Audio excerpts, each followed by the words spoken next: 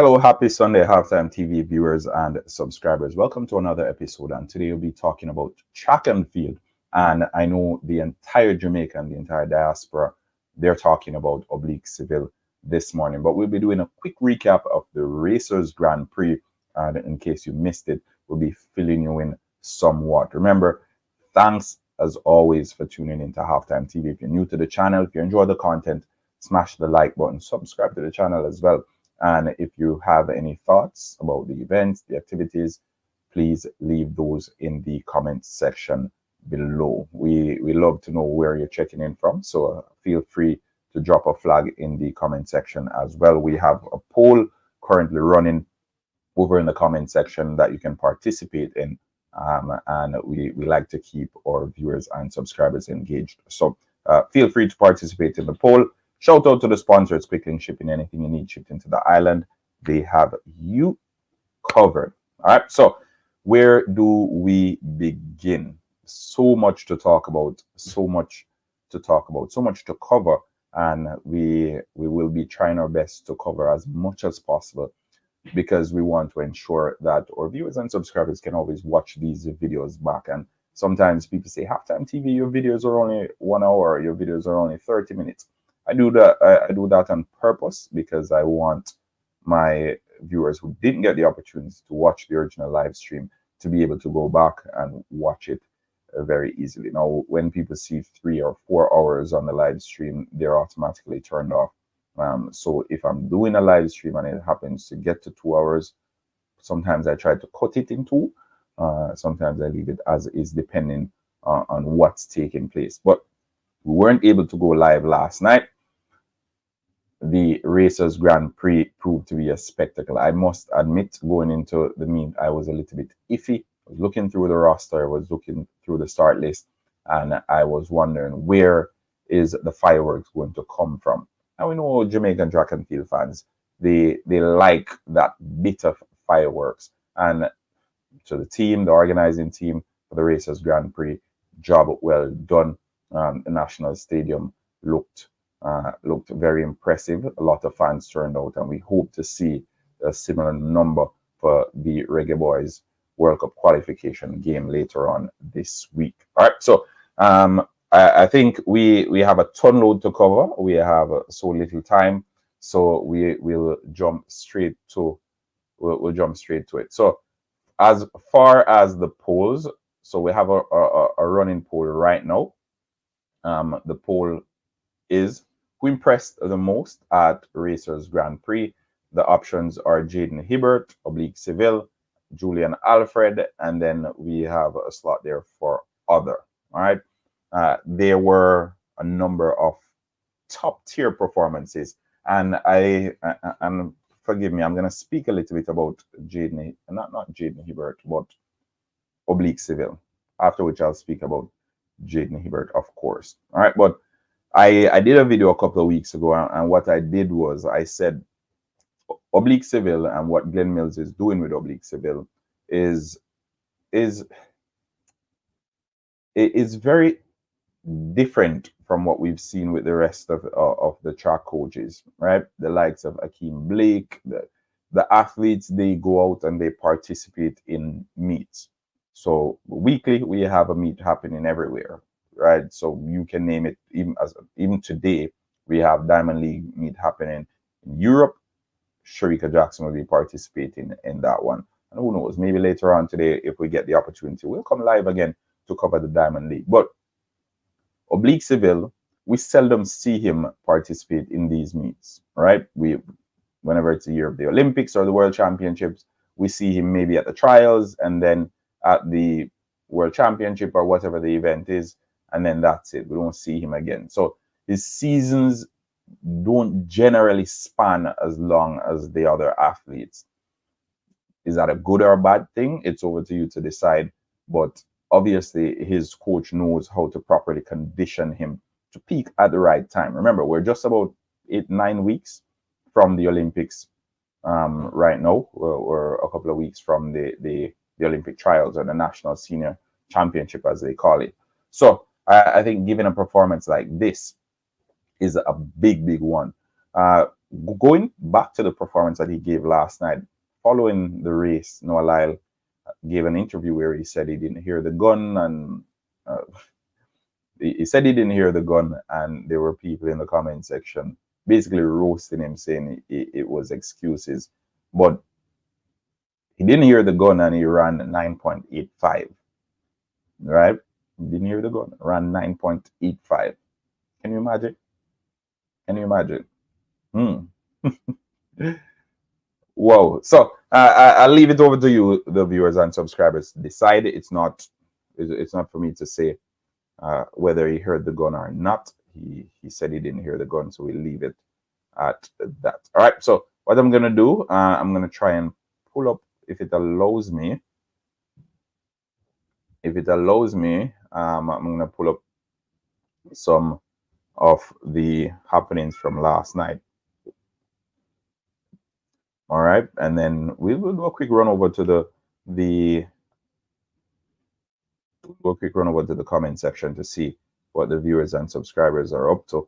But Oblique Seville, he basically set the world on fire last night, and I think everyone was tuned in.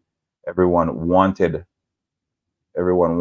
to see the race, and as such, those who didn't tune in, they were searching extremely hard to find it on YouTube or wherever. So for those who didn't tune in, what they did, as soon as the race was completed, I think it was on almost every social media page. So if there was a social media page that covered athletics that didn't have that headline yesterday with Oblique Seville, then they may probably have been under a rock or something. But Oblique Seville, massive performance. Just for a quick overview of what happened, they were off the blocks. Quick start for him. It didn't hold up his head until maybe 40 meters in, and then those strides came into play. Stretched all the way through, long strides, powered through the finish line. Just as he got to the finish line, glanced over his shoulder to see who was there. There was no one there. He was there by himself, and he celebrated. So I think it's one of those races where going into it, it was always going to be Noah Lyle who was the favorite, right? Reigning world champion. He's been doing so. He's the man on top of the world right now. And Patrick Fisher will never count out Noah Lyle. I think the approach by these men in this race last night was a little bit different from what we've been seeing over the last couple of weeks from the females. So we haven't seen Shelley. There were disappointing races from Elaine Thompson-Herah and Shericka Jackson up late. So I think people were saying, and fans, myself included, we were a little bit on edge. We were saying, was this a strategy, or is it a case that they're genuinely not executing? I have now been convinced that it is a strategy. I think based on what I saw from Elaine Thompson-Herah and watching back that race against Sha'Carri, I think it was definitely a strategy. She was last in the race, don't get me wrong, and whenever they come last, it makes for good thumbnails and it makes for good videos. But realistically, looking back at it, you realize that she basically jogged the second half of the race. For Shericka Jackson, it's the same thing. She lost a couple of days ago as well, and we were looking and we're saying, what's happening here with Shericka Jackson? So I think the females are playing possum. There are some, obviously, like the Sha'Carri Richardson, who's going to come out and who's going to lay her claim early, or as early as possible. But on the male side, I see where they're genuinely going out and saying, hey, I'm the man to beat, and I'm the man to beat. No. And going into the race as Grand Prix, Noah Lyle, considering he is the reigning world champion, he was the man to beat, right? He was the man to beat. And Oblique Seville did just that. Now, what's going to happen, because chances are we won't see Oblique Seville again until the national championship, and he will not be running against Noah Lyle again until the Olympics, maybe the Olympics final. We'll see. But what he did just now, he kicked it off to say, hey, you are the man to beat. I am the man now. And I'll see you at the Olympics. Right? That's all Oblique Seville did last night. And with 9.82 personal best, we're leading time. The rest of the pack right now is playing catch up. Right? So the rest of the pack, the likes of Christian Coleman and Noah Lyle and Akeem Blake and Ferdinand Omanyala, all these guys are playing catch up right now because Oblique Seville, and they won't seem elusive, just as he was in that race last night. Elusive. As soon as he's done, he's out. You never see him. He doesn't have much activity on social media or all that. You don't be seeing that often. But when you see him, it's worth it, right? As was the case last night. And big shout out to Usain Bolt and the organizing team for the Racers Grand Prix. I think it was a successful event. And as they said, it's an international meet. So we're seeing big names there. And I think as the years go by, we'll be seeing more and more big names participating in the Racers Grand Prix. We'll get even bigger. National Stadium capacity, I think, is what, 30,000 thereabout. Just about maybe a little over half was there last night. Yeah, but I want to say maybe 20,000, 18 to 20,000 based on what I see. And I'm just using the eye test. All right, so over in the comment section, Lynette Williams, good morning, Lynette. Happy Sunday. I hope Oblique stays healthy. It's his season to shine after 2 fourth-place finishes in global championships. I agree. Jeff, don't worry, halftime ETH went to get the bag. And look, you will see it start. She was working on it. See if she could get out with an Alfred because she is a real danger, not Shackles. Jack will definitely play. Okay. All right. So Julian Alfred. And since Jeff mentioned Julian Alfred, we'll just get over to Julian Alfred as well. All right. I wanted to share the screen with the results, but it's giving me a little bit of a challenge. So what I'll do, might as well, let me see if I can pull up my link here and send it in the comment section.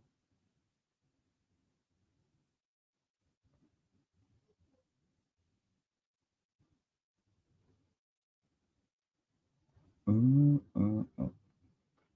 right, so Julian Alfred, she, and again, I think we're paying attention to Julian Alfred because she ran first and she came up with such an impressive time. And for those who didn't pay attention, 10.78 was Julian Alfred's winning time. And that's a national record. Right? So St. Lucian national record.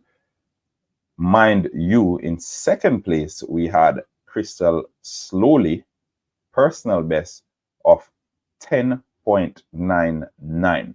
Remember, Crystal Slowly, we spoke about her. We spoke about Crystal Slowly a couple of weeks ago. And I think there were a number of videos coming out saying Crystal not so slowly anymore. No, I see. All right, so Sasha Lee Forbes finished third with 11.05, and Tina Clayton fourth with 11.17. Now, what I will say now, and someone brought it to my attention yesterday or last night after the race, that Tina Clayton was a victim of champs as well. And I'm going to throw it over to you, the viewers and subscribers. Let me know what your thoughts are on that. Do you think Tina Clayton is a victim of champs? And when I say victim of champs, we mean so many top athletes, they do so much, they're overworked during champs, and then when they matriculate to the professional or to the senior stage, it's almost as if they're burnt out. So someone brought it to my attention that they think Tina Clayton is a victim of champs.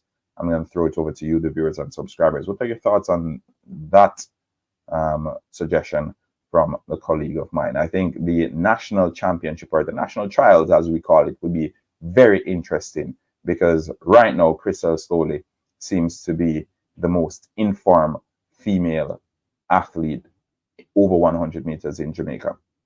Right? I know Shelly and Fraser Price and Sharika Jackson and Elaine Thompson here, they are the shoo-in that we're going to say. We're going to say, okay, they're the persons that will automatically get those spots. But Crystal Solely right now on form, what she's doing, we've seen it a couple of weeks now. I think she has a she has a horse in this race, or she will have a say in that one. Tina Clayton, Brianna Williams, I expect Brianna Liston to be there, Alana Reid, all those top female athletes will be there as well. But Crystal Solely, she's looking as if she's a wild card to secure one of those spots. But that's my view. That's my view. Let's hear what you, the subscribers, have to say. And we're running through all of these because guess what? We want to ensure that the viewers can always come back and check it out. We don't want it to be a video that's very repetitive. So we're ensuring that we touch a little bit on everything. But Oblique Seville, and I might as well. I think I'll just post that on the community page, the video of the race. But we're leading for Jaden Hibert. Remember, still 19 years of age. He topped the triple jump at the Racers Grand Prix with 17.75 meters. And if you don't know what 17.75 meters looks like, it's basically the end of the sandpit, right? Basically end of the sandpit, like steps away from the end of the sandpit. 17.75 for Jaden Hibert. I'm going to go out on a limb and I'm going to say this right now, and I want you to mark the date as well. Jaden Hibert will win gold at the Olympics, right? I'm going to say it right now. Jaden Hibert, if he stays injury-free, he will win gold at the Olympics in the triple jump, right? I think last time around in the World Championship, he picked up an injury. Didn't work out so well for him, but this young man is an anomaly, right? He's something special. He's something special. So he will win gold at the Olympics, and I'm not talking about Olympics 2028 or when the next Olympics is. I'm talking about this Olympics. So he will win gold in Paris. Okay, mark that down, and I want you to hold me to it. Right? I like he was blaming the start. I want you to hold me to it. Jaden Hibert will win gold. Under 20 record, world leading, and a meet record 17.75 seconds and meters. Sorry, I keep saying seconds. 17.75 meters. And I know we don't really pay much attention to the field events because of what's happening on the track in particular. And after what Jaden Hibert did, all the excitement was refocused. After what Oblique Seville did, sorry, all the attention was refocused on the 100 meters because that's our bread and butter, right? And it's and I was going to give this video a different name. You know, I was gonna give the video a different name. I would say what the alternate name that I was thinking was, but I'll say this right now. Oblique Seville, what he did was he gave a lot of Jamaican track and field fans a whole lot of hope, right? A whole lot of hope.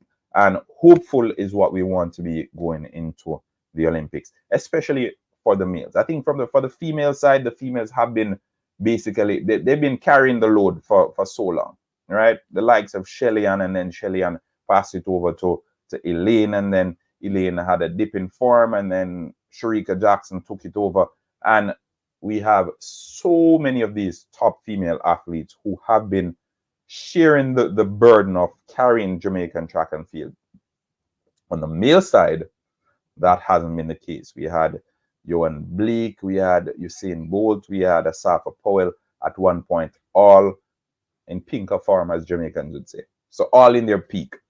Afterwards, we didn't really have anybody. Like Asafa and Usain Bolt stepped back, and then Johan Blake had a horrendous injury, and he's never been the same since. Likes of Akeem Blake and these youngsters, they've been doing okay, but that standout performer who, when they line up against the top American stars, we say, yes, he stands a chance. We haven't had that. And Oblique Seville was the closest to it in previous championships, but it's finished fourth.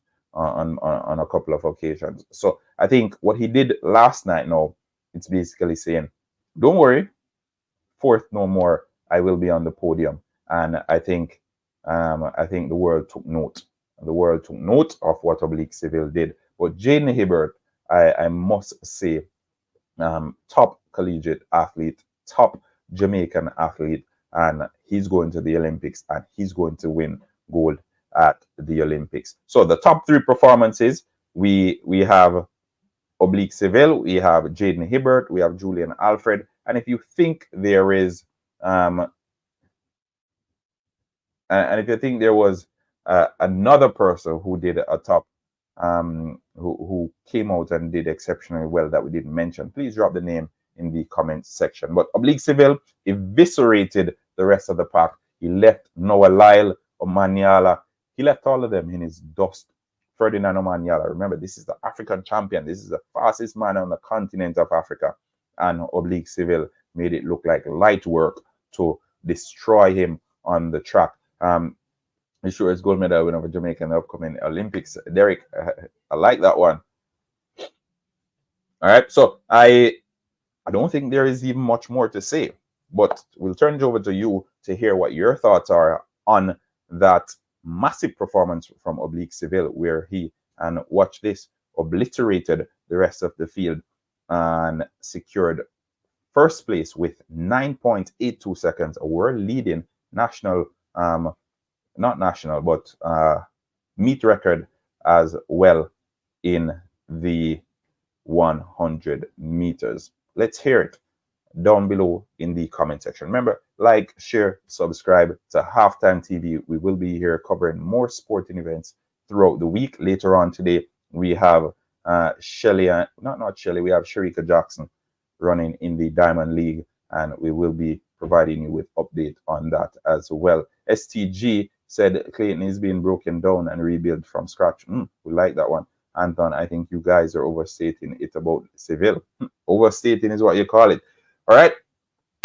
Overstating, understating. I must say that race was massive race from Oblique Seville, and it will do the world of good for his confidence. And going into the Olympics, mind you, as I said, and we've said this before, we won't be seeing much more of Oblique Seville. I can guarantee you that much, because he isn't one to participate in too much before the national championship. I think because he struggled with some injuries. Coach Mills tries his best to basically limit the number of races he has per year. Usually after the main championships finish, that's the end of Oblique Seville for the year as well. But let's hear it. What are your thoughts? Or what are your thoughts on the Racers Grand Prix? Now, from an organizer's perspective, I think it was a spectacle. From the talent that was available for display, I think going into it, I was a little bit iffy. I was saying, who's going to be that showstopper? Who's going to be the standout person? I think from the female side, just looking at it from the outside, the lineup wasn't as competitive. And again, just looking on it from the outside, I don't think the lineup was as attractive from the female side. On the male side, I think there was more there, more effort put in actually getting all those big names to be there. But that's my opinion. I'll leave it at that. Remember, like, share, subscribe, enjoy what's left of your day, go cook your Sunday dinner. Have a very, very productive week, Halftime TV family. Oblique Seville, Jaden Hibert, Julian Alfred, my top performers from the Racers Grand Prix. What are yours? Until next time.